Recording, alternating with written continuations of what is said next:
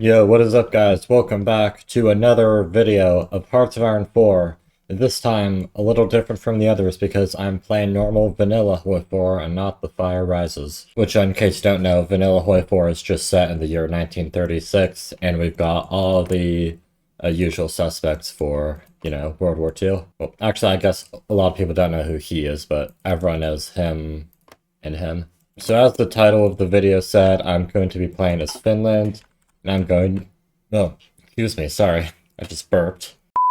I'm going to be doing my best to defend Finland against Soviet aggression, and we'll see how successful I am with that, because I don't think I've ever actually played Finland, at least not in Vanilla before, so I don't know how this is going to go, but I'm excited to experience it. Also, in case some of you guys were wondering where the Cognoscenti video is, like what I'm doing with that, basically the new Hoi 4 update made it so that all save games that were made before the update are now broken. So I literally cannot access that save anymore. Like, I was about halfway through the game, I had just reunified America, and then the update dropped, and now I can't access it. So I'm gonna have to go redo that campaign. And in the meantime, I figured I may as well make this video because I imagine this will be a little bit shorter than the 30-minute Logi video and the almost hour-long Dovanko video. I just want to give you guys something to watch in the meantime because given how the last video performed, there's a lot of new viewers to this channel. Like, I thought the Logi video did really well. The Dovanko video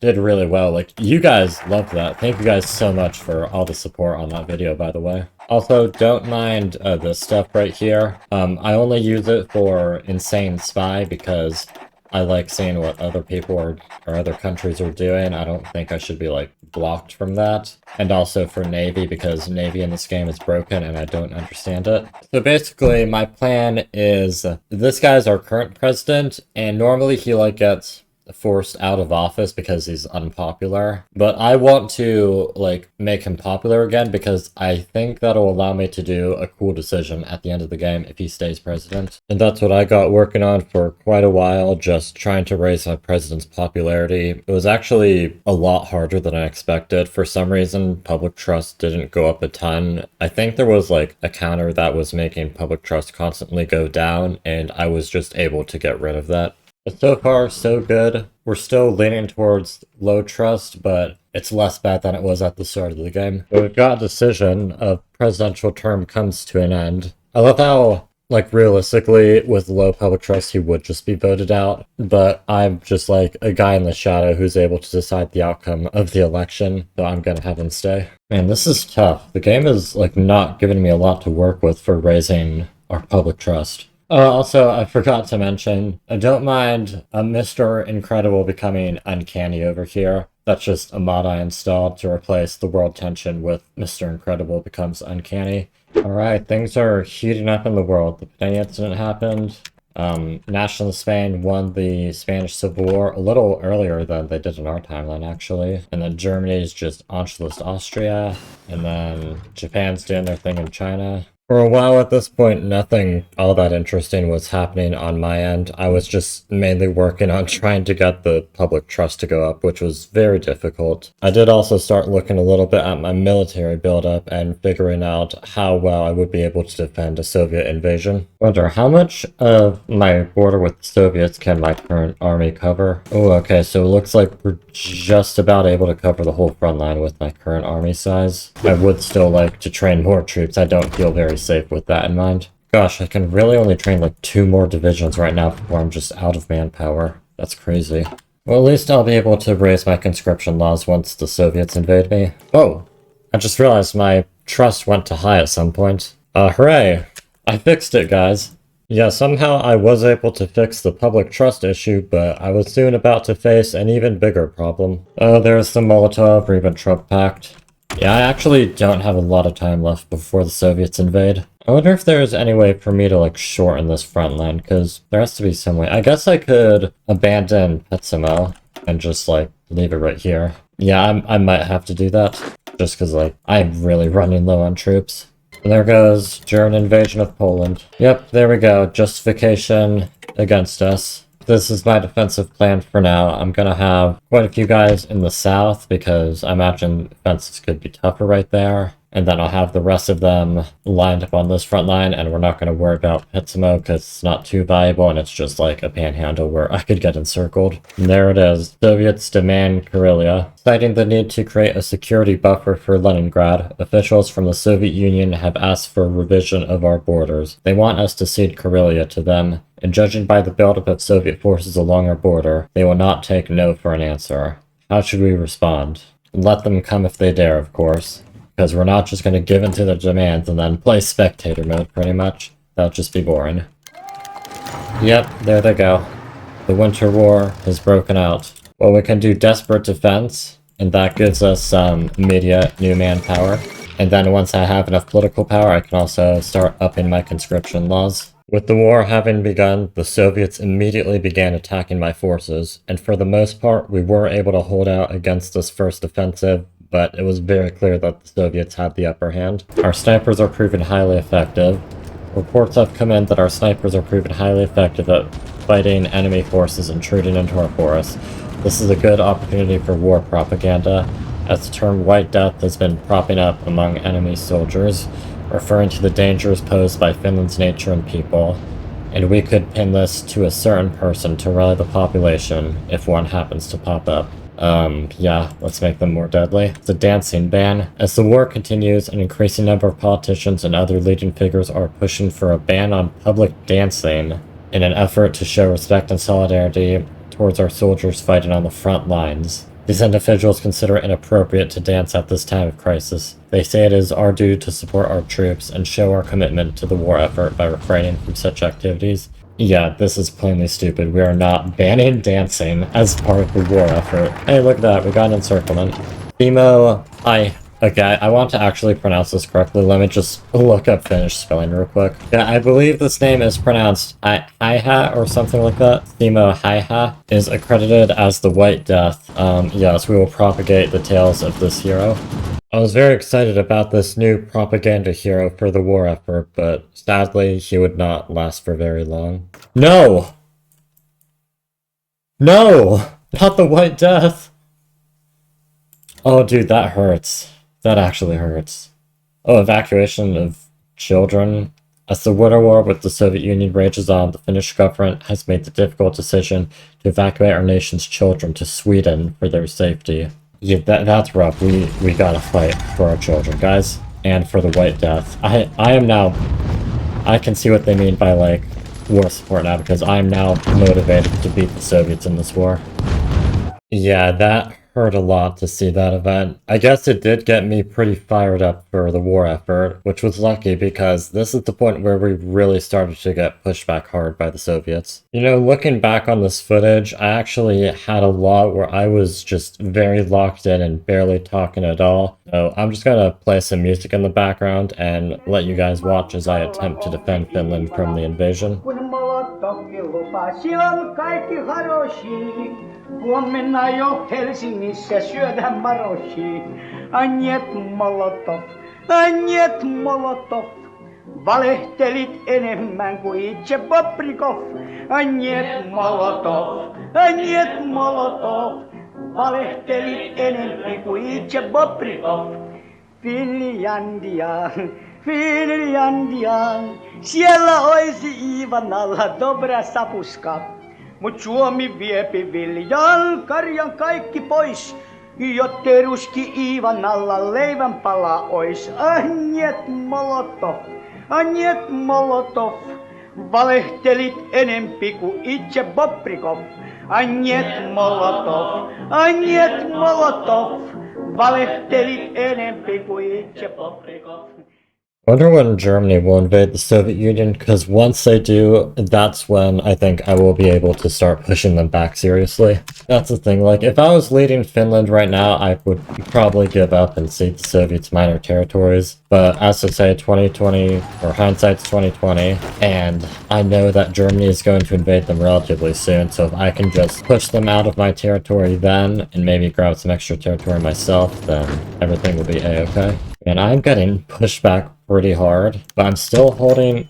Oh, speaking of which, the Finnish communists Hella Wuliyoki has contacted our government and offered her help in establishing contact with the Soviet regime.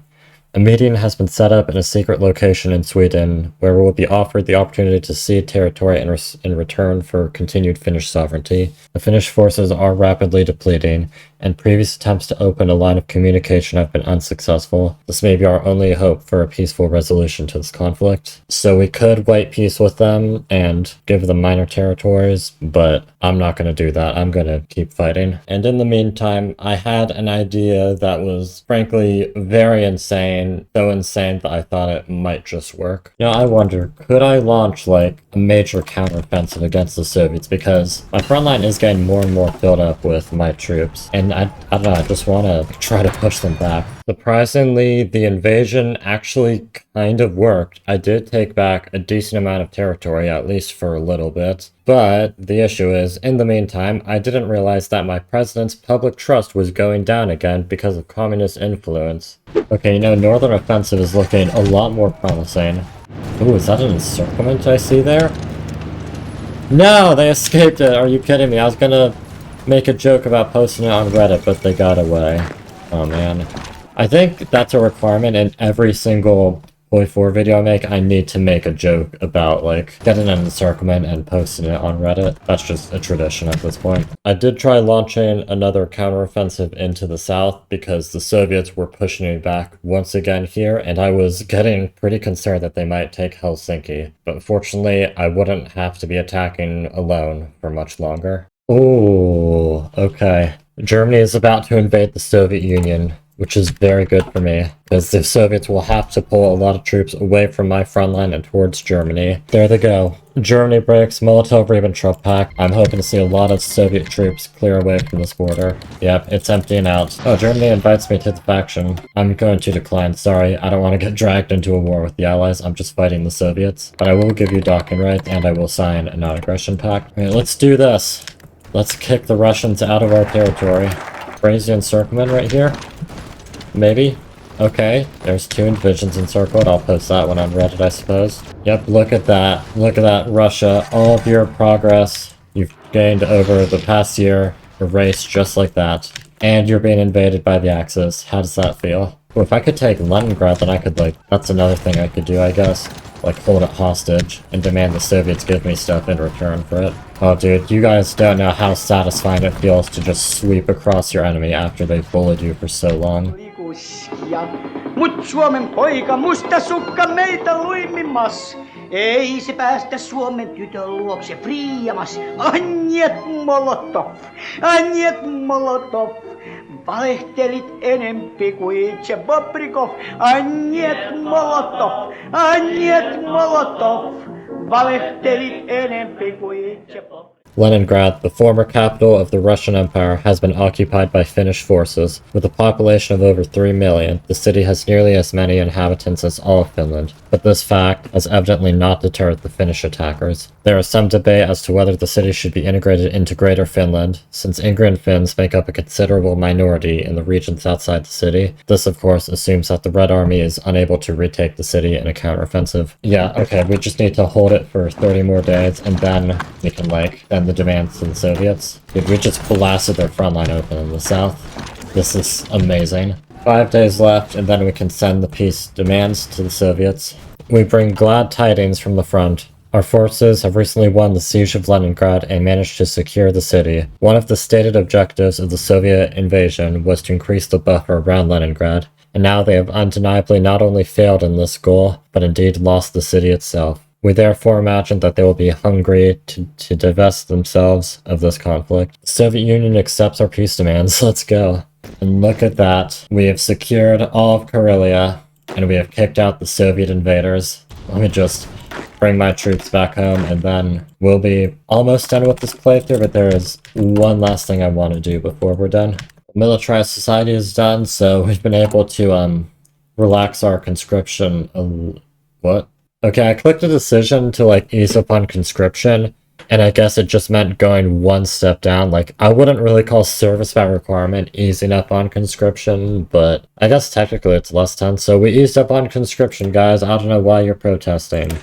Anyway, point is, now we're doing the Greater Finland focus. Alright, Greater Finland focus is done. So we've got a new name and we've got a new flag. You may have noticed on our focus tree, we have unlocked a new focus that was hidden before, the Finnish throne. Kokoomus, which is like the party that's in charge of us, have long advocated for a Finnish monarchy. With their recent suave support and tightened grip on the reins of power, they now have the means to dissolve the current system and establish a kingdom in its place. In the meantime, we can start to actually ease up on conscription a lot more now that I got enough political power for it. There we go, the Finnish throne. So now we are the Kingdom of Greater Finland. You know, I remember this used to like turn Finland purple when you became a kingdom, but I guess they got rid of that. Oh well, I think white suits Finland anyways. And also look at that, we've got a new king. It's Prince Wolfgang von Hesse. Wolfgang is a crazy name to have. That is super cool. That pretty much marks the end of this playthrough. It was just, I wanted to do a bit of a shorter campaign, just like, again, so you guys have something to watch in the meantime before I finish the Cognoscenti America video. And I've never really played Finland in Hoi 4, so I figured I may as well try to fend off the Soviets and establish the Greater Kingdom. And I was actually able to succeed. It was pretty difficult, but I got there in the end. Like, I will tell you guys, that experience was a lot of freaking out, trying to stop the invasion, and then when the Germans invade the Soviets, it was all downhill from there. I just totally swept over them and got the demands in pretty quickly. That does mark the end of this playthrough, but before we're done, as always, well, actually two things to end with. Number one, thank you to the devs, in this case, just the vanilla Hoi 4 devs for working on Hoi 4 for so long and just making this fun game. So thank you to you guys for making this awesome game. And then thank you to you, the viewer, for sticking around until the end of the video and just watching me have fun. Like, I said this at the end of the Divanko video that the Logi video did super well, and I'm like super happy that you guys were willing to watch it. And then the Divanko video did super well. It's got like 20,000 views at the time of recording. I think it's been very successful. So thank you guys so much for watching, especially that video, and for all the nice comments I've been seeing. Like, it is just amazing. I love it that you guys are able to enjoy this content. So as always, one last time, thank you guys for watching, and I will see you all in the next video. Раз, два, три, а нет молотов, valehtelit enempi kuin itse Bobrikov. Niet molotov, valehtelit enempi kuin itse Bobrikov.